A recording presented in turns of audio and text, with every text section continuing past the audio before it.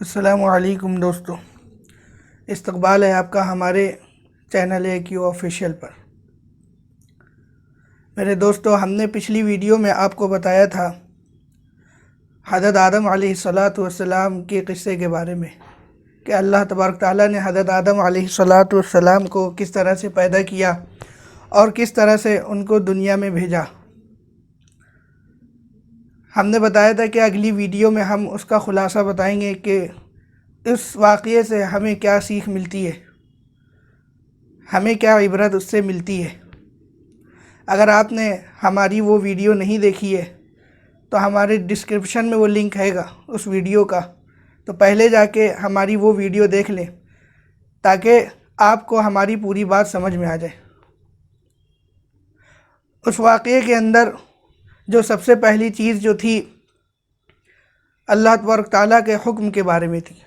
اللہ تبارک تعالیٰ نے فرشتوں کو حکم دیا کہ تم لوگ آدم کو سجدہ کرو، تو جتنے بھی فرشتے تھے سب نے حضرت آدم علیہ السلام کو سجدہ کیا۔ یہ سجدہ کرنا اس لیے تھا کیونکہ اللہ کا حکم تھا۔ فرشتے بس اللہ کا حکم سمجھ کے اس سجدے کو کر رہے تھے، لیکن ابلیس جو تھا اس نے اس لیے نہیں کیا، اس نے تکبر کیا، اس لیے اللہ تبارک تعالیٰ نے اس کے اوپر لعنت بھیجی اور اس کو جو ہے دھتکار دیا۔ اسی طرح سے اس سے ہمیں یہ سیکھ ملتی ہے کہ تکبر یہ جو ہے ایسا ہے کہ یہ اللہ کی نظروں میں گرا دیتا ہے، اور جب آدمی اللہ کی نظر میں گر جاتا ہے تو لوگوں کی نظروں میں بھی گر جاتا ہے۔ اس لیے حدیث میں آیا جس کا مفہوم ہے کہ ایک صحابی رو رہے ہیں اور دوسرے صحابی آئے اور پوچھا کہ آپ کیوں رو رہے ہیں؟ تو فرمانے لگے کہ ایک صحابہ ابھی ہمیں بتا کے گئے کہ آپ صلی اللہ علیہ وسلم نے ارشاد فرمایا کہ جس کے دل میں رائی کے دانے کے برابر بھی تکبر ہوگا، ذرہ برابر بھی تکبر ہوگا، وہ جنت میں داخل نہیں ہوگا۔ تو اس لیے ہمیں تکبر سے بچنا چاہیے۔ تکبر صرف مال کا نہیں، کئی چیزوں کا تکبر ہوتا ہے۔ علم کا بھی تکبر ہوتا ہے کہ ایک آدمی کے پاس علم ہے، ایک آدمی کے پاس نالج ہے، تو اس کے اندر بھی اس کا تکبر پیدا ہو جاتا ہے۔ اور علم کا تکبر تو ایسا ہے کہ آدمی کو کھا جاتا ہے، آدمی کو پتہ بھی نہیں چلتا۔ آدمی سمجھتا ہے میں تو بہت بڑا، مجھے بہت معلومات ہے، مجھے بہت علم ہے، لیکن کیا ہے کہ یہ اس کا جو ہے تکبر ہوتا ہے، گھمنڈ ہوتا ہے۔ تو اس سے بچنے کی ضرورت ہے۔ دوسری جو چیز وہ اللہ کا حکم ہے کہ شیطان نے جو ہے، ابلیس نے اللہ کا حکم نہیں مانا، اللہ کا حکم نہ مانا، سجدہ نہیں کیا۔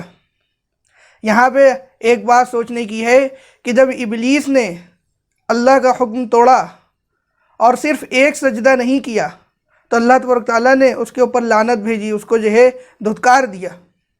اور ہم اپنے اندر دیکھیں کہ ہم نے اپنی زندگی میں کتنے سجدوں کو چھوڑا ہے، کتنے اللہ کے حکموں کو توڑا ہے۔ نماز پڑھنا یہ اللہ کا حکم ہے، نماز پڑھنا یہ اللہ کا حکم ہے، سجدہ کرنا اللہ کا حکم ہے۔ بس جہاں پہ اللہ کا حکم آ جائے وہاں پہ اپنا دماغ نہیں چلانا ہے کہ ابھی ہم بیزی ہیں تو ہم نماز نہیں پڑھیں گے، اور ہمارے کپڑے نہیں صحیح ہیں تو ہم نماز نہیں پڑھیں گے۔ ان چھوٹی چھوٹی باتوں سے ہمیں اللہ کے حکم کو نہیں چھوڑنا ہے، بلکہ نماز تو جو ہے ایسا عظیم الشان عمل ہے دین کے اندر۔ فرمایا کہ جس نے نماز کو چھوڑ دیا اس کا دین میں کوئی حصہ نہیں۔ ایمان کے بعد سب سے اہم حصہ جو ہے وہ نماز کا ہے، سب سے اہم درجہ وہ نماز کا ہے۔ فرمایا حدیث میں کہ جس شخص نماز کا حصہ درجہ دین کے اندر ایسا ہے جس طرح سے انسان کے اندر، انسان کے جسم میں سر کا درجہ ہوتا ہے، کہ اگر پوری باڈی ہو اور سر نہ ہو تو آدمی عجیب لگے گا۔ اسی طرح سے آدمی مسلمان ہو، دیندار ہو، لیکن وہ جو ہے نماز کو نہ پڑھتا ہو تو وہ دیندار کیسے ہو سکتا ہے؟ نماز تو جو ہے یہ عظیم الشان عمل ہے، یہ اللہ کا حکم ہے، تو اس لیے ہمیں اللہ کے حکم کو پہلے دیکھنا ہے، دنیا کے کام ہمارے بعد میں۔ ہم کہتے نہیں دنیا کے کام پہلے، یہ کام کر لے پھر اللہ کے حکم کو پورا کریں گے، نہیں، بلکہ اللہ کا حکم پہلے، دنیا کے کام بعد میں۔ جب اللہ کا حکم آ جائے گا تو دنیا کے کام چھوڑ دیے جائیں گے۔ یہ نہیں سوچا جائے گا کہ ابھی کسٹمر ہیں دکان پہ تو ہم نماز بعد میں پڑھیں گے، نہیں، بلکہ پہلے نماز پڑھی جائے گی، کسٹمر بعد میں دیکھے جائیں گے۔ اسی لیے آج جتنے بھی حالات آ رہے ہیں امت مسلمہ پر، اس کی وجہ یہی ہے، اس کی واحد وجہ یہی ہے، اس امت نے اللہ کے حکموں کو توڑنا شروع کر دیا، نبی کے طریقے کو چھوڑنا شروع کر دیا، تو اس لیے یہ امت آج دنیا کے اندر ذلیل و خوار ہو رہی ہے۔ اس امت کا مقصد یہ نہیں تھا کہ دنیا کمائے، بلکہ اس امت کا مقصد تھا کہ یہ اللہ کے حکموں پہ چل کے، نبی کے طریقے پہ چل کے زندگی گزار دے، اور جب اللہ کے سامنے ملے اللہ اس سے خوش ہو جائے اور اس کو خوشی خوشی جنت میں داخل کر دے۔ تو اس سے بات پتہ یہ چلتی ہے کہ سب سے پہلا کام اللہ کا حکم ہے، ہمارا دماغ کام کرے یا نہ کرے، ہمارا دل چاہے یا نہ چاہے، لیکن جب اللہ کا حکم آ جائے تو اللہ کے حکم کو پہلے، باقی چیزیں بعد میں۔ فرشتوں نے کیا کیا؟ یہی کیا کہ فوراً اللہ نے جیسے ہی حکم دیا فوراً سجدے میں چلے گئے۔ انہی نے یہ نہیں کہا کہ ہم تو ان سے بہتر ہیں، یہ مٹی کے ہیں ہم نور کے بنے، نہیں، بلکہ فوراً انہیں سجدہ کیا۔ ابلیس نے ایسا کیا تو اللہ تبارک تعالیٰ نے اس پہ اوپر لعنت بھیج دی۔ تو اس سے ہمیں یہ پتہ۔ دوسری بات کیا ہے کہ جب حضرت آدم اور حوا جنت میں داخل ہوئے اور ان کے جسم کے اوپر جنت کا لباس تھا، تو شیطان کا مقصد یہ تھا کہ یہ دونوں آپس میں برہنہ ہو جائیں، ان کے لباس، جنت کے جو لباس ہے وہ اتر جائے۔ چنانچہ وہ اپنے مقصد میں کامیاب کیسے ہوا کہ جیسے ہی انہی نے وہ درخت کا پھل چکھا فوراً وہ دونوں برہنہ ہو گئے اور جنت کے پتوں سے اپنے جسم کو ڈھانکنے لگے، اپنے جسم کو چھپانے لگے۔ تو اس سے پتہ یہ چلتا ہے کہ حیا ایک ایسا عمل ہے کہ اگر انسان کے اندر بے حیائی آ جائے، معاشرے کے اندر بے حیائی آ جائے، تو یہ شیطان کے تیروں میں سے ایک تیر ہے، شیطان کی چالاکیوں میں سے ایک چالاکی ہے۔ اس عمل سے شیطان خوش ہوتا ہے کہ لوگ جو بے حیائی والی زندگی گزاریں۔ آج ہمارے معاشرے میں وہ بے حیائی عام ہو گئی ہے، ہمارے جو نوجوان نسل ہے وہ غیروں کے طریقے کو اختیار کر رہی ہے کہ چھوٹی چھوٹی پینٹیں جس سے ان کے سطر دکھتے ہیں، گھٹنے کے اوپر نیکریں چل رہی ہیں جس سے گھٹنے کھلے رہتے ہیں، حالانکہ سطر سے لے کر گھٹنے کے نیچے تک کا چھپانا یہ فرض ہے، ہر کسی کے سامنے فرض ہے، لیکن کیا ہے وہ چھوٹی چھوٹی نیکریں پہن کے لوگ ٹہل رہے ہیں، سڑکوں کے اوپر گزر رہے ہیں، سطر ان کے کھلے میں، گناہ مل رہا ہے، ان کو یہی نہیں پتہ کہ یہ بھی گناہ ہوتا ہے۔ تو اس لیے ہمیں اپنے معاشرے کو بچانا چاہیے۔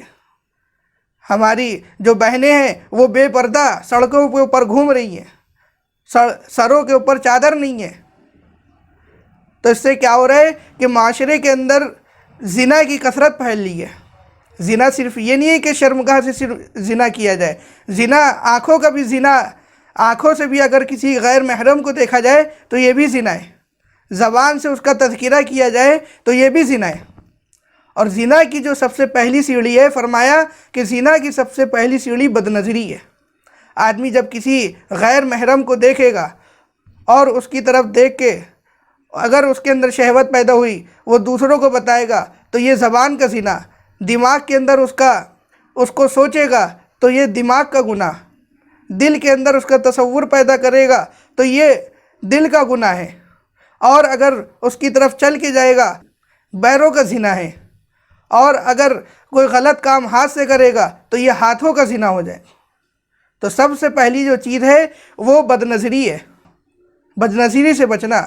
یہ ایسا عمل ہے کہ یہ آدمی کو برباد کر دیتا ہے، آدمی کو برباد کر دیتا ہے، آدمی کے ذہنوں کو خراب کر دیتا ہے، کہ جب آدمی بدنظری کرتا ہے تو انسان کے دماغ میں وہ باتیں پیدا ہونے لگتی ہیں، اور جو دماغ کے اندر کی جو سیل ہے وہ ختم ہونے لگتے ہیں۔ اس سے انسان کے اندر سوچنے سمجھنے کی طاقت ختم ہو جاتی ہے، سلف ہو جاتی ہے۔ دلوں کے اندر جو ایمان ہوتا ہے اس کی نورانیت ختم ہو جاتی ہے۔ بد نظری کرنے سے چہرے کی نورانیت ختم ہو جاتی ہے۔ اتنے بڑے بڑے نقصانات ہیں اس کو ہمیں روکنا چاہیے۔ اپنے گھروں کی جو ہماری مائیں بہنیں ہیں ان کو پردے میں لانا چاہیے، بغیر برقعے کے وہ باہر نہ نکلے۔ آج کل برقعے بھی ایسے چل رہے ہیں کہ ایک دم چست ہوتے ہیں، پہننا نہ پہننا سب برابر، بلکہ ان کو ڈھیلے برقعے پہننے کو کہا جائے، اور ان سے جو ہے پردے کو کہا جائے۔ ایسی چیزوں سے ان کو دور رکھا جائے جس سے بے حیائی پھیلے، بے شرمی پھیلے۔ آج ہمارے گھروں کے اندر ٹی وی ہے، ٹی وی سے کیا ہے کہ بے حیائی پھیلتی ہے، ہیروئنوں کو دیکھ رہے ہیں، تو اس سے کیا ہے کہ بچوں کے ذہن خراب ہو رہے ہیں۔ اس سے ہمیں بچنا چاہیے، ہمیں خود بھی بچنا ہے، اپنے گھر والوں کو بھی بچانا ہے۔ اللہ تعالیٰ قرآن میں فرما رہے ہیں کہ اے ایمان والو، خود کو اور اپنے گھر والوں کو جہنم کی اس آگ سے بچاؤ جس کا ایندھن انسان اور پتھر ہے۔ ایک جگہ فرمایا کہ اپنے گھر والوں کو وَأَنذِرْ عَشِيرَتَكَ الْأَقْرَبِينَ، کہ اپنے گھر والوں کو ڈراتے رہیے۔ ایک جگہ فرمایا آپ صلی اللہ علیہ وسلم سے اللہ تعالیٰ حکم کر رہے ہیں کہ آپ لوگوں کو، اپنے گھر والوں کو نماز کا حکم کرتے رہیے اور خود بھی اس کے پابند رہیے۔ ہم آپ سے معاش کموانا نہیں چاہتے، معاش تو روزی تو ہم آپ کو دیں گے، اور اصل انجام تو، بہترین انجام تو پرہیزگاری کا ہے، تقوی کا ہے، پرہیزگاری کا ہے۔ تو اللہ تعالیٰ نے جگہ جگہ حکم دیا کہ اپنے گھر والوں کو حکم کرو، اپنے گھر والوں کو حکم کرو، کاہے کا؟ بھلی بات کا حکم کرو، ان کو بری باتوں سے روکتے رہو۔ اس کے لیے ہم اپنے گھر والوں کو بچا لیں۔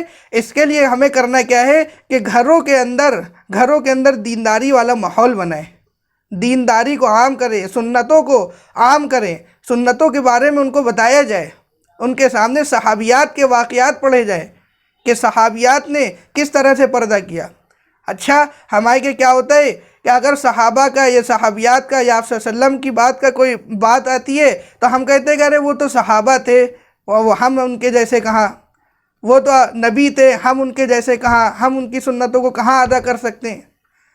اسی لیے اللہ تبارک تعالیٰ نے، اگر اللہ تبارک تعالیٰ کو تبلیغ کرنا تھی تو اللہ تبارک تعالیٰ فرشتوں کو بھی بھیج سکتے تھے۔ اللہ تبارک تعالیٰ نے انسانوں کو نبی بنا کر ہی اسی لیے بھیجا تاکہ لوگ ان کی پیروی کریں، لوگ دیکھیں کہ یہ بھی تو ہماری طرح انسان ہے، انہی نے تو بھی ایسا کیا، ہم کیوں نہیں کر پا رہے۔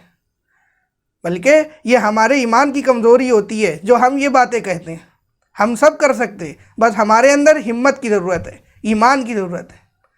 اس لیے ہمیں اپنے گھر والوں کو بچانا چاہیے۔ اور پھر کیا ہے، دنیا کے اندر اللہ تبارک تعالیٰ نے حضرت آدم علیہ السلام کو بھیجا۔ حضرت آدم علیہ السلام کو جو دنیا میں بھیجا وہ سزا کے طور پہ بھیجا۔ حضرت آدم علیہ السلام کئی سال تک دعا مانگتے رہے، گڑ گڑاتے رہے کہ اللہ ہمیں معاف فرما دے۔ اس لیے دنیا کو بھی ہمیں مسافر خانہ سمجھنا چاہیے کہ یہ وقتی جگہ ہے اور ہمیں یہاں سے واپس جانا ہے۔ اللہ تعالیٰ قرآن میں فرما رہے ہیں، حضرت آدم علیہ السلام سے فرمایا تھا کہ قال فیہا تحیون وفیہا تموتون ومنہا تخرجون، کہ آدم علیہ السلام سے فرمایا کہ کچھ وقت تک آپ کو یہاں رہنا ہے، یہاں کی زندگی میں رہنا ہے، اور پھر ہم آپ کو اسی مٹی میں ملائیں گے اور پھر یہیں سے آپ کو نکالیں گے۔ تو ہمیں دنیا کو مسافر خانہ سمجھنا چاہیے۔ دنیا کے اندر جو چیزیں ہیں ان سے ہمیں دل نہیں لگانا، بلکہ اللہ کے حکموں پہ چلنا ہے، نبی کے طریقے پہ چلنا ہے۔ اس سے ہمیں اللہ سے ہمارا دل لگے، چیزوں سے دل نہ لگے، مال و دولت سے ہمارا دل نہ لگے، بلکہ اللہ اور اس کے رسول کی باتوں میں ہمارا دل لگے، اللہ کے احکام کو پورا کرنے میں ہمارا دل لگے۔ اس پہ ہم اپنے زندگی کو گزاریں گے تو اللہ تبارک تعالیٰ جو ہے کامیابی دیں گے۔ اسی لیے فرمایا کہ جن لوگوں نے اللہ کو رب کہا اور پھر جم گئے تو نہ ان کو کوئی خوف ہوگا، نہ وہ جو ہے غمگین ہوں گے۔ فرمایا کہ ایسے متقیوں کے لیے اللہ تبارک تعالیٰ نے خزانہ غیب میں ایسی چیزیں رکھی ہیں جن کا نہ کسی دل میں کوئی تصور ہوگا، نہ نہ ایسی چیزیں ان کی آنکھوں نے دیکھی ہوں گی، نہ ان کے ذہنوں نے ان کے بارے میں سوچا ہوگا۔ امید ہے کہ آپ کو ہماری ویڈیو اچھی لگی ہوگی۔ ہماری ویڈیو کو لائک کریں اور زیادہ سے زیادہ شیئر کریں تاکہ زیادہ سے زیادہ لوگ اس ویڈیو کو دیکھیں اور اس سے سیکھ حاصل کریں۔ اگر آپ نے ہماری پہلی ویڈیو نہیں دیکھی تو وہ ہمارے آئی بٹن میں آ رہی ہوگی، اس کو ضرور دیکھیں تاکہ آپ کو پوری بات سمجھ میں آ جائے۔ امید ہے کہ آپ کو ہماری ویڈیو اچھی لگی ہوگی۔ انشاءاللہ اگلی ویڈیو میں ہم پھر ملیں گے۔ السلام علیکم ورحمۃ اللہ وبرکاتہ۔